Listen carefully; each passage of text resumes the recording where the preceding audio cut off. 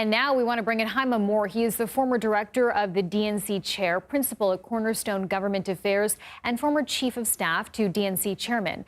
Thanks so much for being with us. What message is this sending to Harris voters, this pick, Tim Walz? Hey, Chanel, thank you for having me. This is a very exciting morning for a lot of Democrats. I've spoken to many donors, party leaders. They feel very excited and jazzed up about this pick. I spent time with Governor Walz, and he is one of those very likable, very intelligent, very down-to-earth individuals. And so I think this brings a message to the party that the Vice President, Kamala Harris, is very serious about winning the election in the fall, but she also wants to bring someone who she can be a partner with, who can be ready to serve on day one. And I just wonder what you imagine this partnership to look like. What can we expect the tone and the branding of the campaign to look like and sound like and feel like in the coming days and weeks?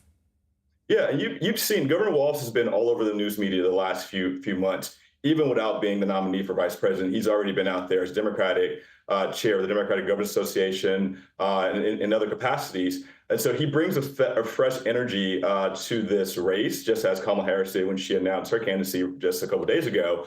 But their partnership is going to be something that's going to be fun, likable. People are going to want to pay attention to them. People are going to want to listen to them. While they're very serious candidates, they're both very likable people and bring a lot of attention to everyday values. You know, we're seeing people now, Hyma, from GOP party and Donald Trump himself saying this ticket is very far left. I would like your perspective on where Tim Walz actually lands on the political spectrum here and his role in the Democratic Party.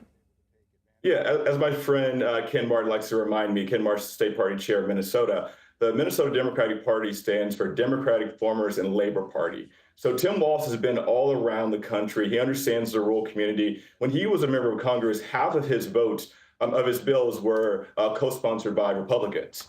And so he understands how to be a bipartisan leader. He understands how to reach across the aisle, and so does Kamala Harris. And so I think while these accusations will be something thrown at them from Donald Trump and from the Republicans, I think both of their careers and their successes in the past prove that they know how to work with Republicans to get things done. They're not going to alienate anyone. As you saw this week, Republicans for Kamala Harris launched in a big way. And so there's a lot of energy on both sides of the aisle to get Kamala Harris and Tim Walz into office. You know, and we have to mention, Pauline, our reporter, just mentioned this as well from Minnesota.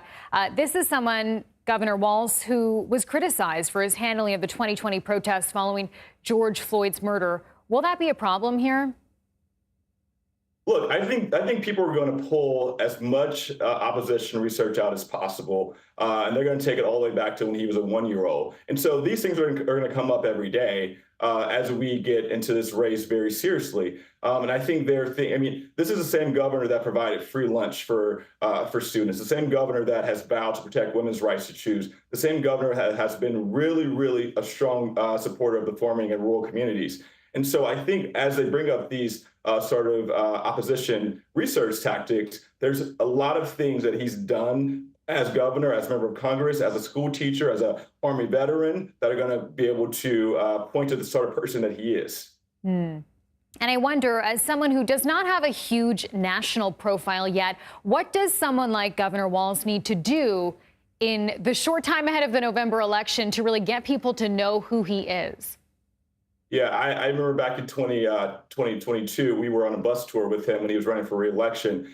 And the energy that he brought to that state is just electrifying. And so I think if Governor Walz can bring that same energy to the country and just show us who he is, let us know, who he is and prove to us that he is this everyday person, I think he'll be just fine. I think people are going to like him. They're going to want to hear from him. He's already coined a lot of the opposition to the Republicans that we've seen over the past few weeks.